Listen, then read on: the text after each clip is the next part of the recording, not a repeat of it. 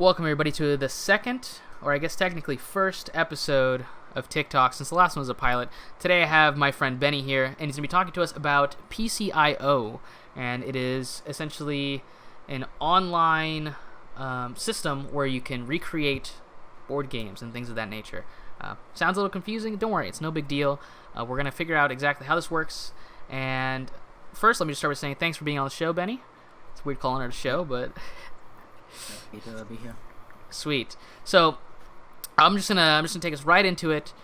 How long have you been working with PCIO? Haven't been too long, maybe like half a year, somewhere along those lines. Yeah, if I remember correctly, I think it was pretty early on when we started using it that I had joined the server. It hasn't. I mean, I don't know how long I've been in that server, but either way, what drove you to kind of make these games on PCIO yourself? I enjoy playing board games quite a bit, and the default platform that most people utilize would be Tabletop Simulator. And I hopped into TTS back closer to its inception when it was relatively janky. So I had a relatively poor experience with TTS, compounded with the fact that a lot of my friends didn't really have access to TTS, whereas PCIO is a simplified version that is a lot more accessible for everyday type of people. In addition, I think it strips down some of the what I consider to be unnecessary features or like the amenities of TTS. So, for example, as opposed to having a 3D sandbox model, it strips it down to two-dimensional, which is perfectly fine for the purposes that I needed it for. So it replicates the TTS experience, but I think in a much more streamlined and accessible way. So a lot of what I was doing with PCIO was just recreating TTS mods into PCIO formats, just so that people who either were equally averse or didn't have access to TTS could have a platform to play on.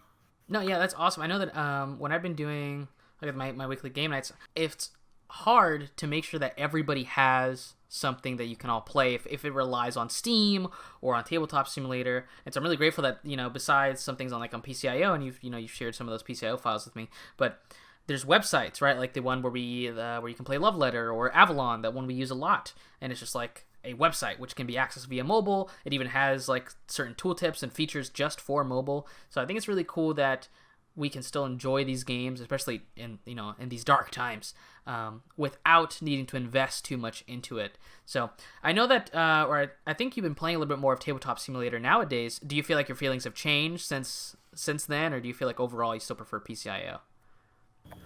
I do prefer PCIO, and I mean, I've used TTS based off of the crowd that I'm playing with. Mm-hmm. So it's more accommodation towards specific players if they prefer TTS over, or if they're just used to TTS as their default platform, then I'm happy to use TTS because generally speaking, I'm relatively indifferent between the two platforms. I just find PCIO a little bit more streamlined, a little bit easier to use. But I think TTS has made vast improvements since when it first came out, and has a lot of features and functionalities that PCIO doesn't have. Granted that you're familiar enough with the platform, but I do think that to be able to reach not as hardcore gamers. So for example, in the server that we're both a part of, mm-hmm. There's a lot of people there who are more casual gamers and maybe don't have TTS or just, aren't as interested in it. PCIO, I think, is a good compromise. A good in-between. Yeah, I think so too.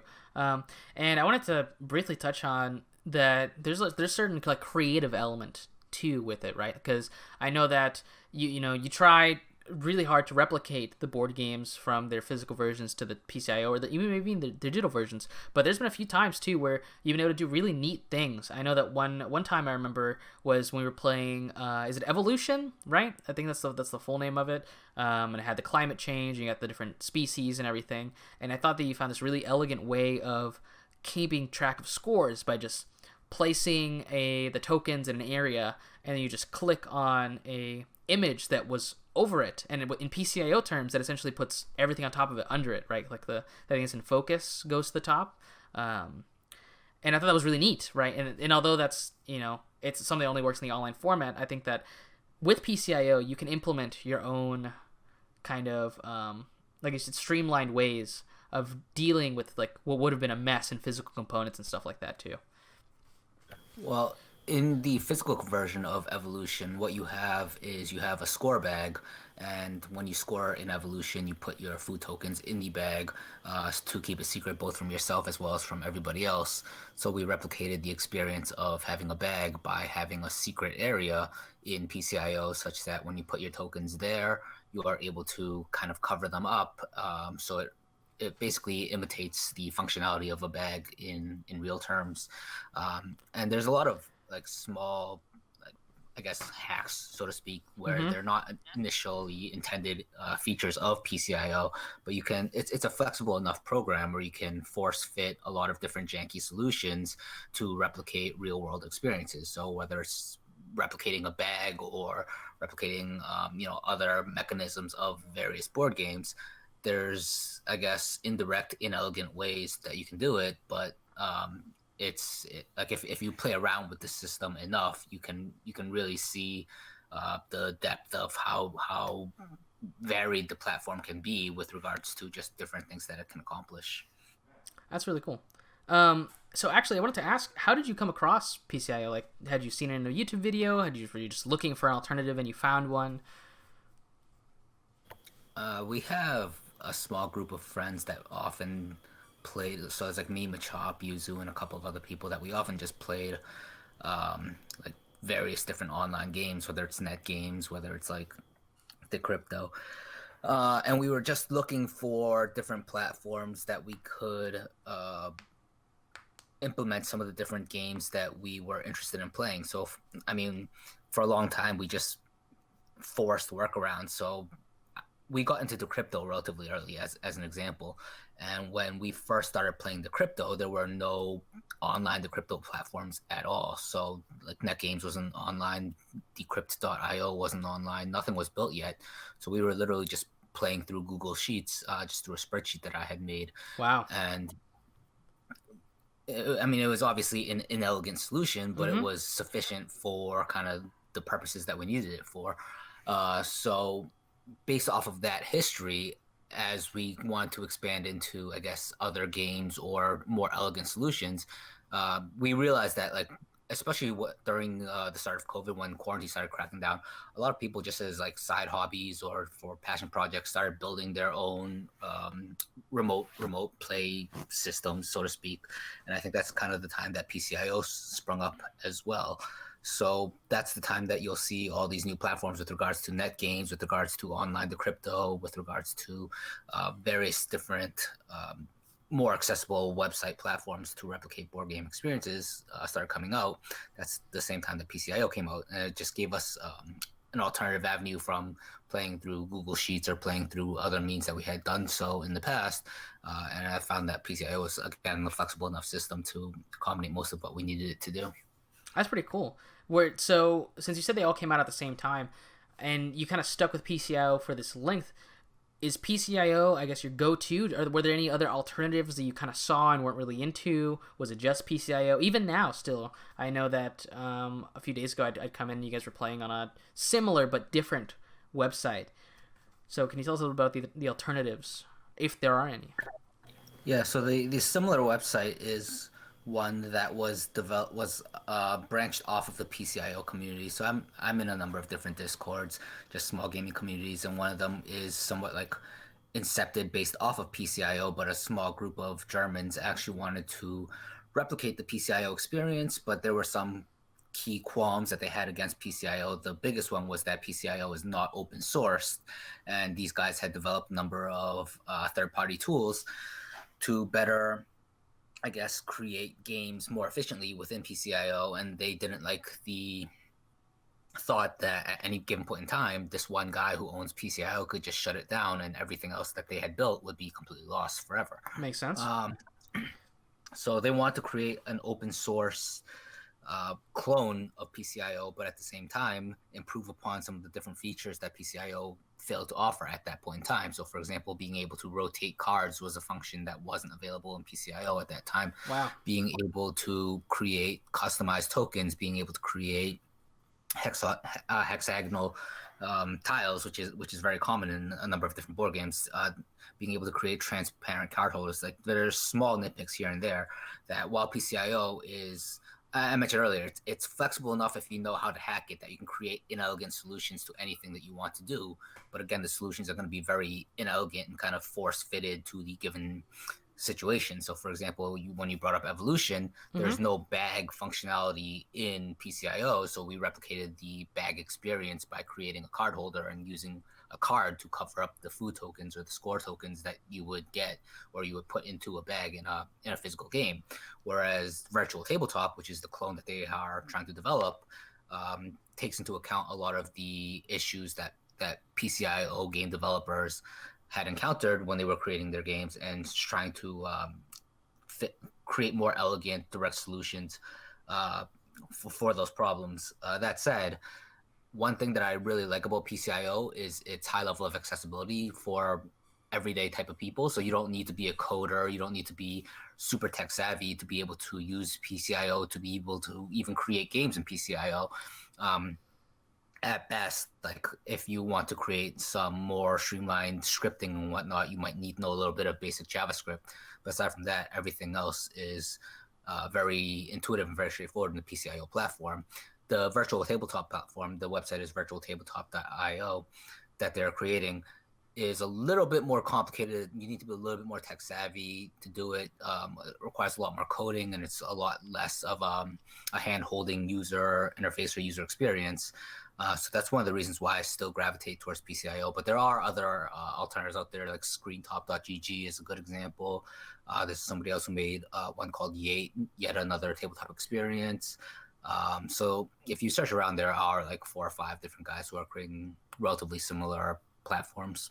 That's really cool. And the thing is too that, barring that PCIO doesn't fall out of existence, right? These things can exist simultaneously. And you can start with PCIO, and once you really get into it, and if you like a more like coding side, you can gravitate to more of that to some that better fit your needs or more to your style, right? Like maybe some people prefer to have the heavy crunchy code aspect of it. But that's really cool. You said you know there's a few different ones, but is PCIO and this newest like spin-off of it the ones you've tried, or have you kind of dabbled in all of them?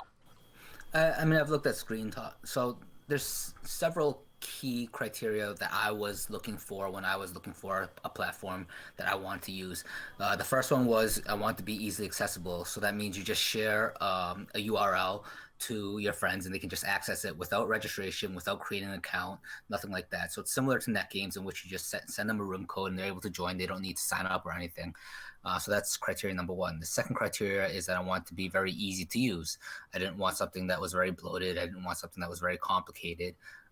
So that was definitely important to me. And then the third one was just like something that could be accessed just from without having to download extra software, just from your web browser. So PCIO is able to satisfy all those criteria. And a big one that I think a lot of the other ones don't satisfy is not requiring user accounts. So ScreenTop.gg, for example, it requires everybody to sign up. And I know that you probably played Janky Dixit with us once on that Russian Mm-hmm. website, Yeah. and it's fine, but you have to convince all your friends to sign up with a throwaway email address. And while it's not that difficult of a process, it is one additional hurdle to corral 6 or 7 or 8 different people to go through in order to play a given game. Whereas with PCIO, you just send them this link and be like, hey, click this, and then we can just hop into a game, and that's it. That's really what drew me and kept me to PCIO. If I wanted a more complicated experience or a more fulsome experience, obviously I could just use TTS. But the whole reason why I chose to go with PCIO over TTS was again the ease and the accessibility. So obviously, the more complicated options and the more robust options are out there if that's what one would prefer. However, for my needs and for kind of the games that I'm creating, I found that PCIO is more than sufficient. And I feel like the ease and the accessibility benefits outweigh any lost amenities or any lost features that something like 3D modeling within TTS, for example, would be providing. Yeah, and I think like I've been doing a lot of tabletop simulator recently, and it's really cool, right? The 3D models are awesome. I'm a sucker for pieces and 3D models and all this cool stuff, and I like being able to rotate the camera and mess around with it. But that's also one of the issues too, right? A few days ago when I was playing with some friends, some people didn't know exactly all the options you had to rotate the camera. Some people took forever to load in. Some of the assets weren't there for everybody, right? There were some weird update things that people had to make sure they were improperly synced. And so, all these nice amenities and extra layers that Tabletop Simulator offers kind of adds more areas where it can fail, right? If not everybody's up to date on how to use it or up to date literally with it, right? So I do really like the simpleness and how, like you keep saying, like ease of access for PCIO, because sometimes when you're trying to get people together, the littlest thing that they have to do, the littlest thing they have to commit to before getting to the game can really make a difference as to how many people you eventually have across the game itself. So that's really interesting. I was going to ask, so you've made quite a few games now.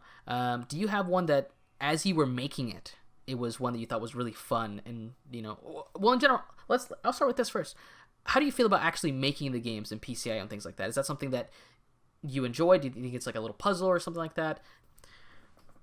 I mean, the passion comes and it goes. So for me, I'm the type of person who dives into a project head first, and once I'm in it, I kind of am very very passionate and hardcore about it. So I will dedicate a lot of time and resources to make it as I'm a very strong perfectionist. So I try to make it as complete as possible, so to speak, and I'll try to optimize the scripting such that everything runs flawlessly, and try to find out from a user experience perspective where might a user be caught up, or what might be inconvenient for a player as they're playing this game, and how can we mitigate those potential hiccups through optimized scripting, whether it's rolling dice, whether it's drawing certain cards to hands, small things like where do you place the hand relative to the cards, for example.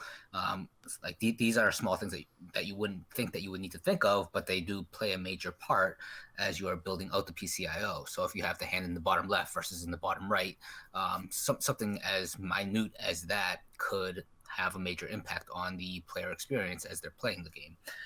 So those are things that I guess you might have to run through a game once or twice before you realize, hey, this is something that's been a little bit more inconvenient, and these are ways that I can kind of fix those inconveniences or optimize the user experience by changing this small thing or that small thing.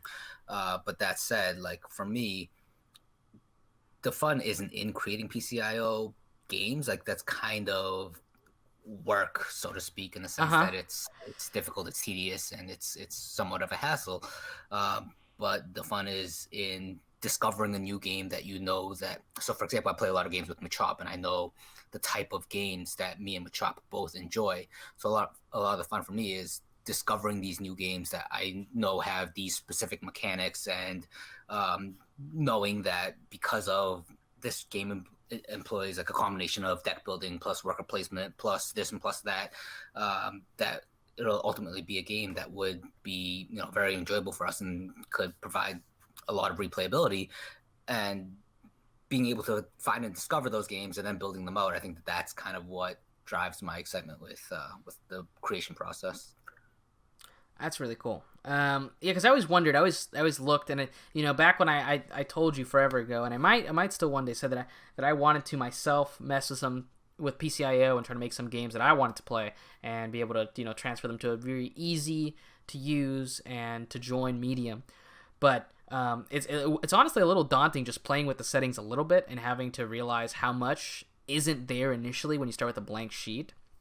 So I think it's really interesting, and I think I'm sure that everyone's really grateful for it. I personally am, because some of the games that I've gotten to play through PCIO because of you and in general, I think have been really fun and really cool. So thanks, first off. And second of all, as you said it's kind of tedious kind of work. Is there one that you think was the most tedious and the most amount of work? Like, it doesn't have to be the biggest game. I think that when I asked that question, I immediately think that your answer might be something like Forbidden Stars, because there's so many things going on. But for all I know, that might have been more streamlined and easier than, say, something with more moving pieces altogether.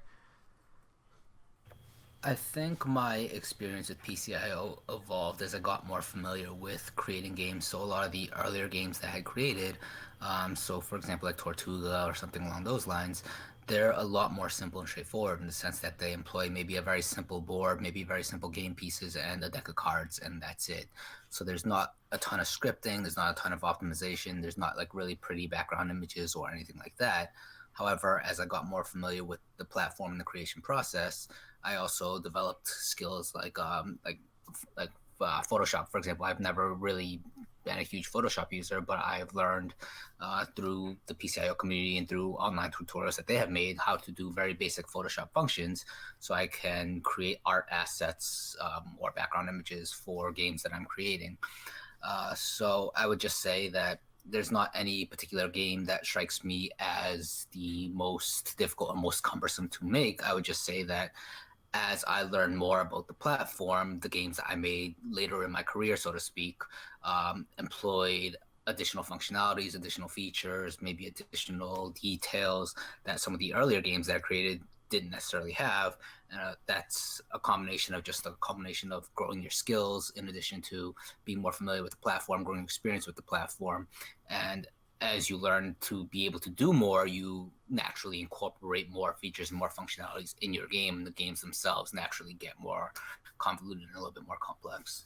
Yeah, that makes sense. I'm sure there's a little bit more of a perfectionist thing in there too, right? Now that you know all these things, you're like, well, I feel like I could, or I don't know if you've ever had a moment where you're like, well, this works like this now, and I think I could fix that, like make it work better, make it more elegant if I just took the time to do all this stuff. And I don't know if you run into that often when you're making a game and you're like, well, this is how I have it set up now, this is how I can do it, but it could be better, right?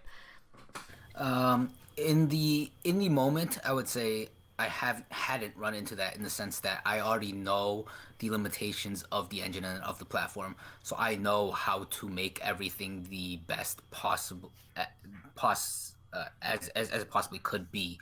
And I say that more so for my later games. So, for example, with Forbidden Stars, a lot of it has really minutia details with regards to how combat works and how upgrading cards work and how to cycle through the different, there's four different decks that you need to cycle through, and how to make it lay out, how to make the cards laid out so that it's unobtrusive towards the general user interface and everything else.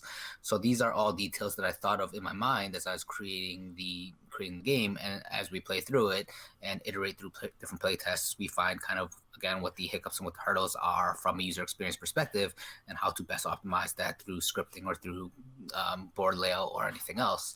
However, if I were to look back on games that I've made earlier and then think, hey, is there any way that I could have optimized a few of my earlier games with knowledge that I have now? I would say yes, there probably is a lot of knowledge that I've obtained that I could potentially make changes to previous games that I had made in order to optimize them.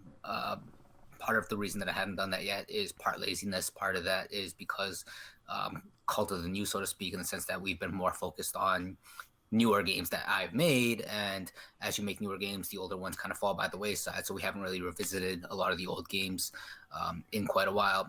And the last part of that question is kind of like I was talking earlier about virtual tabletop. So when I think about Forbidden Stars, I know that there's a million ways that I can make it better by migrating to a platform like virtual tabletop, and I already know the different ways that I could potentially improve it. So, for example, due to limitations of PCIO's engine, I'm unable to do combat the way that I really want it to work. I'm unable to do the upgrade system the way that I want it to work. And it's not because I could improve in PCIO, but it's because PCIO's engine is limited in that regard. However, if I were to move it to VTT, virtual tabletop, I would be able to make everything sing and hum exactly how I want it to. However, again, there's that barrier to entry with regards to the learning process of learning how a new platform works, the different coding that I would need to be able to understand before being able to build out that system and everything else. And if it works well enough as is, how much incremental benefit do I get from going under this massive undertaking to kind of optimize, just like make it 1%, 2% better? Maybe eventually I'll find the motivation to do it, but I've just been putting it off just because I haven't really found a super strong burning desire to kind of make those minor improvements. Yeah, that's totally fair. And I was thinking too. I was gonna ask if you had any sort of point where you were like, maybe I can go back and make this better, and you just hadn't had a good reason to do it yet. And you answered all those questions. But two, I was thinking, when it comes to these really big games, and then you guys go on these kind of like you said, the cult of the new, and you're hunting for new games, and you guys usually pick a game, and you stick with it for a while. Like Evolution was played for a good while. Forbidden Stars was played for I think just about as long, if not a little bit longer. And right now, I think the current thing that you guys are playing a lot is War Chess, right? So we picked different games to satisfy different needs that we have. So Forbidden Stars, I think, is still our primary, meaty, heavier, full game experience type of game. Whereas War Chess is a little bit more of a lighter, quick to learn, faster, 45 minutes to an hour and a half type of experience. So the reason that we started going into War Chess, we delved into War Chess, forking off of The King is Dead, which we played for a little bit as well, is because we have different games that meet different needs for specific circumstances. And if we're looking to play with lighter gamers who don't want to learn a super deep, heavy strategy game and only have 60 minutes, 90 minutes to play, and they want something that they can learn in 5 minutes, then War Chess is a perfectly good game for that particular circumstance. Whereas Forbidden Stars, I think, is a much more all-encompassing, fulfilling game for somebody who's able to spend 2.5 hours to play the game, and for people who are willing to play the game, 6 or 7 or 8 times to really understand the fundamentals of it before you try to optimize and learn all the different strategies that the game is able to offer. That makes sense. I haven't had a chance to come by and play War Chess yet. I've seen a little bit of it from you guys playing, and I'm really looking forward to trying it out. I saw that, I think the version that you guys are playing it on, I don't know if you have two, but was it on Virtual Tabletop on the current version you guys were playing on?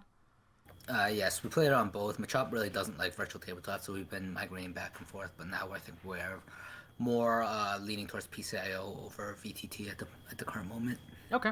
And I know that I was going to mention earlier, and I'd forgotten, but I remembered now, that another thing is with your experience, right, and kind of your expertise now, too, with PCIO, whenever something, you try a new game and you finally start playtesting it to make sure everything works, when something breaks or something goes awry, odds are you probably know how to get to it and how to fix it, too. But when it comes to, like, a virtual tabletop simulator or anything like that, it's not the case, right? So I feel like there's also probably a level of comfort now that you just have with PCIO, which makes making things in it more appealing.